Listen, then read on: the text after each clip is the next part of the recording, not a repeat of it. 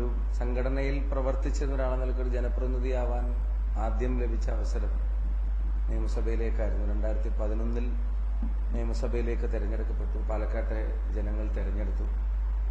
ഉമ്മൻചാണ്ടി സാറിനെ പോലെ ഒരാൾ നയിക്കുന്ന ഒരു ഗവൺമെന്റിന്റെ ഭാഗമായി ഈ നിയമസഭയിൽ പ്രവർത്തിക്കാൻ കിട്ടിയ അവസരം ജീവിതകാലം മുഴുവൻ ഒരു പൊതുപ്രവർത്തനം എന്ന നിലക്ക് ഏറ്റവും മനസ്സിൽ സൂക്ഷിക്കുന്നതും പാലക്കാടിന്റെ വികസന കാര്യങ്ങളിലും വ്യക്തിപരമായി MLA എന്നുള്ള നിലത്തിലെ ഇടപെടലുകളെല്ലാം ഭയങ്കര മോട്ടിവേറ്റഡ് ആയിട്ടുള്ളൊരു പീരീഡായിരുന്നു ആ 5 വർഷം.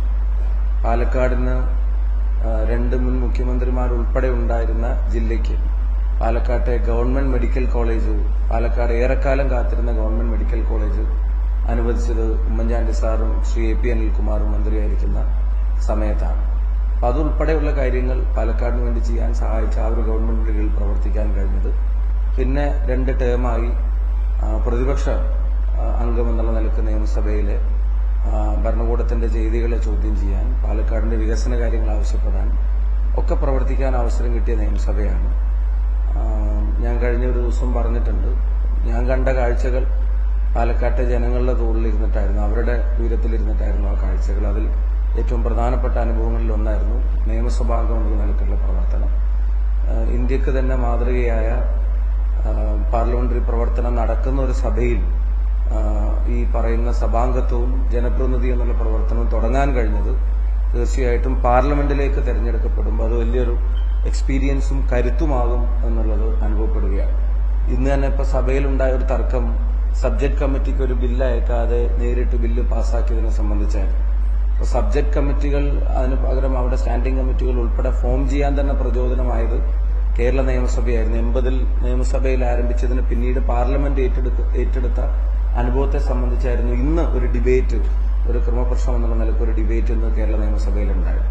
ഒരു പാർലമെന്റ് അംഗം എന്നുള്ള നിലയ്ക്ക് പ്രവർത്തനം ആരംഭിക്കുമ്പോൾ തീർച്ചയായിട്ടും കേരള നിയമസഭ അതിനൊരു കരുത്താവും. വടകരയിൽ നിന്നൊരു പാർലമെന്റ് മെമ്പറായി തെരഞ്ഞെടുക്കപ്പെട്ടത് അവിടുത്തെ ജനതയുടെ രാഷ്ട്രീയ ബോധത്തോടാണ് എന്റെ നന്ദിയും കടപ്പാടും ഞാൻ അറിയിക്കാൻ ആഗ്രഹിക്കുന്നത്. അപ്പൊ അവരവിടെ സ്വീകരിക്കുന്ന തരത്തിൽ ഒരു അക്സെപ്റ്റൻസ് ഉണ്ടാക്കി തന്നതിൽ പാലക്കാട്ടെ ജനങ്ങളും അവരുടെ 3 തെരഞ്ഞെടുപ്പിലെ വിധിയെഴുത്തും എത്രത്തോളം എന്നെ സഹായിച്ചിട്ടുണ്ട് എന്നുള്ളത് വാക്കിൽ പറയാൻ കഴിയില്ല. അതുകൊണ്ട് തന്നെ ഈ നിയമസഭാംഗത്വം തീർച്ചയായിട്ടും ജീവിതത്തിലെ സുപ്രധാനമായ ഒരു കാലയളവും ഒരു പൊതുപ്രവർത്തനം എന്ന നിലയ്ക്ക് എന്റെ പ്രവർത്തനത്തിലെ ഏറ്റവും അർത്ഥവത്തായ കാലയളവുകളിൽ ഒന്നുമാണ്. അത് ഹൃദയത്തിൽ സൂക്ഷിക്കും. അതിൽ നിന്ന് പഠിച്ച പാഠങ്ങൾ, അതിൽ നിന്ന് കിട്ടിയ എക്സ്പീരിയൻസ് വടകരയ്ക്ക് വേണ്ടി പാർലമെന്റിൽ ശബ്ദമുയർത്താനും വടകരയ്ക്ക് വേണ്ടി കാര്യങ്ങൾ ചെയ്യാനും രാജ്യത്ത് ഇന്ത്യ മുന്നണിയുടെ ഇപ്പോൾ ഉണ്ടായ ഒരു മുന്നേറ്റത്തിന് മുറുകെ പിടിക്കേണ്ട ഭരണഘടനാ മൂല്യങ്ങൾക്ക് വേണ്ടി ശബ്ദിക്കാനും പിന്നെ പ്രാപ്തി തരുമെന്നാണ് എന്റെ വിശ്വാസം.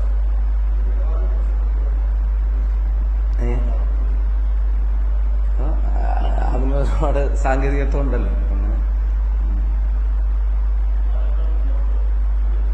ഞാൻ പാലക്കാട് ഇപ്പോൾ ഉണ്ടായ പാർലമെന്റ് ഇലക്ഷൻ കൂടെ ശ്രദ്ധിക്കുക. ഇപ്പോൾ ഉണ്ടായ പാർലമെന്റ് ഇലക്ഷനിൽ കഴിഞ്ഞ തവണത്തേക്കാൾ എന്റെ നിയമസഭാ തെരഞ്ഞെടുപ്പിനേക്കാൾ 3 ഇരട്ടി ഭൂരിപക്ഷത്തോടു കൂടിയാണ് പാലക്കാട് നിയമസഭാ മണ്ഡലത്തിൽ ശ്രീ VK ശ്രീകണ്ഠൻ MP-യുടെ ഉജ്ജ്വല ലീഡിൽ പിന്നെ സംഭാവന പാലക്കാട് അസംബ്ലി മണ്ഡലം നൽകിയിട്ടുള്ളത്. കഴിഞ്ഞ പാർലമെന്റ് തെരഞ്ഞെടുപ്പിൽ പാലക്കാട് കൊടുത്തതിനേക്കാൾ ഇരട്ടിയിലധികം ലീഡ് ഇത്തവണ പാലക്കാട് അസംബ്ലി മണ്ഡലം പാർലമെന്റ് തെരഞ്ഞെടുപ്പിൽ കൊടുത്തിട്ടുണ്ട്. അപ്പം പാലക്കാട്ടെ ട്രെൻഡും പാലക്കാട്ടെ ജനങ്ങളുടെ അടിയുറച്ച സെക്യുലർ ക്രെഡൻഷ്യൽസും അവരുടെ തീരുമാനങ്ങളിലെ രാഷ്ട്രീയമൊക്കെ വ്യക്തമാവുന്ന തരത്തിൽ തന്നെയാണ് ഈ വോട്ടിംഗിൽ ഈ തെരഞ്ഞെടുപ്പിൽ വന്നിട്ടുള്ളത്. എനിക്ക് ഉറപ്പാണ് അതിനേക്കാൾ ഭൂരിപക്ഷത്തിലായിരിക്കും ഈ വരാൻ പോകുന്ന നിയമസഭാ ഉപതെരഞ്ഞെടുപ്പിൽ പാലക്കാട്ടെ ജനങ്ങൾ UDF സ്ഥാനാർത്ഥിയെ വിജയിപ്പിക്കുക. അത് പറയുന്നതിനും വ്യക്തമായ കാര്യങ്ങളും കാരണങ്ങളും തീർച്ചയായിട്ടും അത് അവിടുത്തെ ജനങ്ങളുടെ രാഷ്ട്രീയ ബോധവും അവിടെ കഴിഞ്ഞ് ഞാൻ നേരത്തെ പറഞ്ഞ ഒന്നാം പിന്നെ ടേമിൽ ഉമ്മൻചാണ്ടി സർക്കാരിന്റെ കാലത്ത് ആ ജനത ആഗ്രഹിക്കുന്ന ഏറ്റവും പ്രധാനപ്പെട്ട വികസന നേട്ടങ്ങളിൽ കാലെടുത്ത് വെച്ചത് ഉൾപ്പെടെയുള്ള കാര്യങ്ങളും ഒക്കെ അതിനൊരു കാരണമായിട്ട് മാറും എന്ന കാര്യത്തിന് ഒരു സംശയവും വേണ്ട. നല്ല ഭൂരിപക്ഷത്തോടു കൂടി തന്നെ പാലക്കാട് നിലനിർത്താൻ ഞങ്ങൾക്ക് സാധിക്കും.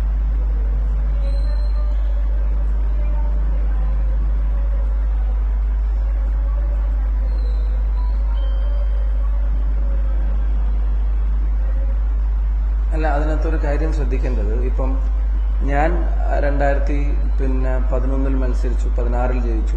അതിനുശേഷം 2019 നടന്ന പാർലമെന്റ് തെരഞ്ഞെടുപ്പ്, 2021 നടന്ന നിയമസഭാ തെരഞ്ഞെടുപ്പ്, 2024 നടന്ന പാർലമെന്റ് തെരഞ്ഞെടുപ്പ്, ഇതിലൊക്കെ UDF-നാണ് പാലക്കാട് അസംബ്ലി മണ്ഡലത്തിൽ നിന്ന് ലീഡുണ്ടായിട്ടുള്ളത്. പിന്നെ ഈ ഒരു തെരഞ്ഞെടുപ്പ് വരാനിടയായ സാഹചര്യത്തെ സംബന്ധിച്ചും ബോധ്യമുള്ള ജനതയാണ് അവിടെയുള്ളത്. അവരെന്നെ വടകരയ്ക്ക് അയക്കുമ്പോൾ പോയി തോറ്റിട്ട് വാന്ന് പറഞ്ഞിട്ടല്ല അയച്ചത്. അവിടെ ഞാനുമായിട്ട് കമ്മ്യൂണിക്കേറ്റ് ചെയ്ത പാലക്കാട്ടുകാരൊക്കെ പറഞ്ഞത് ഈ കഴിഞ്ഞ തെരഞ്ഞെടുപ്പിന്റെ രാഷ്ട്രീയ പ്രാധാന്യം, ഓരോ സീറ്റും ഇന്ത്യ മുന്നണിക്ക് കോൺഗ്രസിനെ വിശേഷിച്ച് അധികം കിട്ടേണ്ടതിന്റെ പ്രാധാന്യം തിരിച്ചറിഞ്ഞൊരു ജനത പാലക്കാടുമുണ്ട്. അവരുടെ കൂടെ പ്രാർത്ഥനകളോടെയാണ് ഞാൻ വടകര ജയിച്ചതെന്നാണ് ഞാൻ വിശ്വസിക്കുന്നത്. അപ്പൊ അവിടുന്ന് അവരെന്നെ തോറ്റിട്ട് വരാൻ പറഞ്ഞിട്ടല്ല, ജയിക്കണം തന്നെയാണ് അവരും ആഗ്രഹിച്ചത്.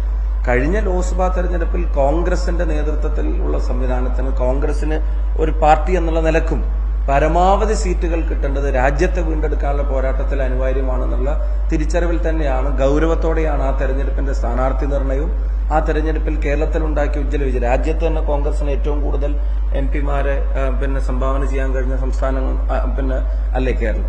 അപ്പൊ അതൊരു പൊളിറ്റിക്കൽ ഡിസിഷന്റെ ഗൗരവത്തെ ഉൾക്കൊള്ളാൻ കഴിയുന്ന ഒരു ജനതയാണ് പാലക്കാടുള്ളത് എന്ന് മാത്രമല്ല, ഈ കേരളത്തിലെ രാജ്യത്തെയും ജനങ്ങളെടുത്ത ഒരു തീരുമാനമുണ്ട്.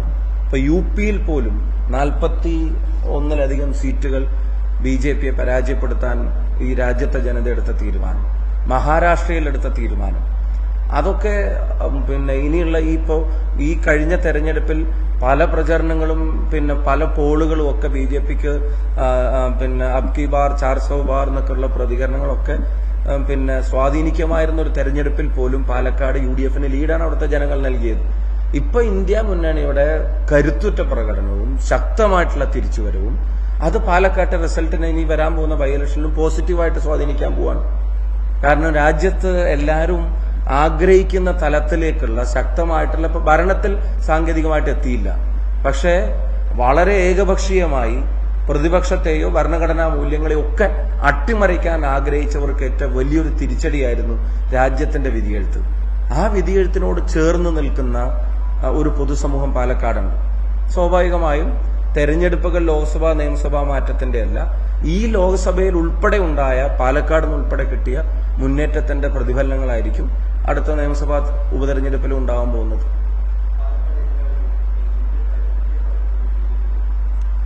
പാലക്കാട് ജയിക്കാൻ പോകുന്നത് UDF ആയിരിക്കും. പാലക്കാട് BJP മുഖ്യ എതിരാളിയായി വരണമെന്നുള്ള ആഗ്രഹക്കാരൊന്നും ഞങ്ങളല്ല. പക്ഷെ അവിടെ ഈ സ്ഥാനാർത്ഥിത്വം പ്രഖ്യാപിക്കുമ്പോഴത്തേക്കും തന്നെ അവിടെ BJP-ക്ക് വേണ്ടിയിട്ടുള്ള ഒരു പല പ്രചരണങ്ങളും സ്റ്റേറ്റ്മെന്റുകളും CPM നേതാക്കന്മാരുടെ ഭാഗത്തുനിന്നുണ്ടായി എന്നുള്ളത് ഖേദകരമാണ്. അവിടെ അവര് ജയിക്കുന്നുള്ള ക്ലെയിം വേണമെങ്കിൽ അവർക്ക് വെക്കായിരുന്നു.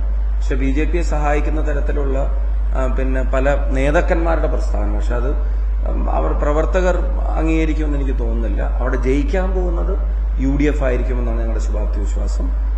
അടുത്ത സ്ഥാനങ്ങളിൽ ആരെയും ഞങ്ങൾ പ്രതിഷ്ഠിക്കാൻ ആഗ്രഹിക്കുന്നില്ല, അത് അവിടുത്തെ ജനങ്ങൾ തീരുമാനിച്ചു.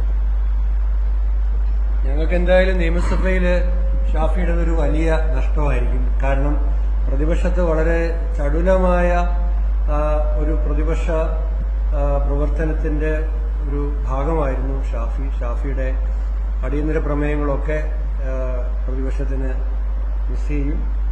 അദ്ദേഹം ഇവിടെ സൂചിപ്പിച്ചതുപോലെ വളരെ അനിവാര്യമായ ഒരു സാഹചര്യത്തിൽ മുന്നണി എടുത്തൊരു തീരുമാനത്തെ അംഗീകരിക്കുകയാണ്. നിയമസഭയ്ക്ക്, പ്രത്യേകിച്ച് യുഡിഎഫിന്റെ പാർലമെന്ററി പാർട്ടിക്ക് ഷാഫിയുടെ അസാന്നിധ്യം ഒരു വലിയ നഷ്ടമായിരുന്നു. അത് ഡൽഹിയിൽ പരിഹരിക്കും. ആ നഷ്ടം ഡൽഹിയിൽ പരിഹരിച്ച് ജനാധിപത്യ മതേതര മൂല്യങ്ങൾക്ക് വേണ്ടി പാർലമെന്റിൽ പോരാടും. എല്ലാവിധ ആശംസകളും. ബഹുമാനപ്പെട്ട മാധ്യമപ്രവർത്തകരോടും നന്ദി അറിയിക്കുന്നു. 11 ഇവിടെ വന്നത് തൊട്ട് ഇപ്പോൾ സെക്കൻഡ് വരെയുള്ള എല്ലാ ഇടപെടലുകളിലും അത് ജനങ്ങളിലേക്കും, പാലക്കാട്ടെ ജനങ്ങളിലേക്കും കേരളീയ പൊതുസമൂഹത്തിന്റെ മുന്നിലേക്കും എത്തിച്ചതിലൊക്കെ നിങ്ങളെല്ലാവരും വഹിച്ച പങ്കിന് നന്ദി പറയുന്നു. ഞാനിവിടെ വികസന ആവശ്യങ്ങളും പ്രതിഷേധങ്ങളും ഒക്കെ അറിയിക്കുന്നതിനോടൊപ്പം സമരം ഉൾപ്പെടെയുള്ള നിരാഹാര സമരം ഉൾപ്പെടെ ഈ നിയമസഭക്കകത്ത് അനുഷ്ഠിച്ചിട്ടുള്ള ഒരാളാണ്. അപ്പോൾ ആ സമയങ്ങളിലൊക്കെ അതിന്റെ യാഥാർത്ഥ്യങ്ങൾ ജനങ്ങളിലേക്ക് എത്തിക്കാൻ ഒരു നിയമസഭാംഗം എന്നുള്ള നിലയ്ക്ക് ഇവിടെ അവതരിപ്പിച്ച കാര്യങ്ങൾക്ക് നിങ്ങളെല്ലാവരും നൽകിയ പിന്തുണയ്ക്കും നന്ദി അറിയിക്കുന്നു. തുടർന്നും എല്ലാവരുടെയും സഹായം ഉണ്ടാവണമെന്ന് അഭ്യർത്ഥിക്കുകയും ചെയ്യുന്നു. ഈ ഒരു അവസരം തന്ന പാലക്കാട്ടെ ജനങ്ങളുമായിട്ടുള്ള ബന്ധം പദവി കൊണ്ട് അവസാനിക്കുന്ന ഒന്നല്ല എന്ന് ഞാൻ വിശ്വസിക്കുന്നു. അത് അറുത്തുമുറിച്ച് മാറ്റാൻ പറ്റുന്ന ഒന്നുമല്ല. അത് തുടരുകയും ചെയ്യും. വടകരയിലെ ജനങ്ങളുടെ രാഷ്ട്രീയ പ്രബുദ്ധതയ്ക്ക് ഒരിക്കൽ കൂടി അഭിവാദ്യം.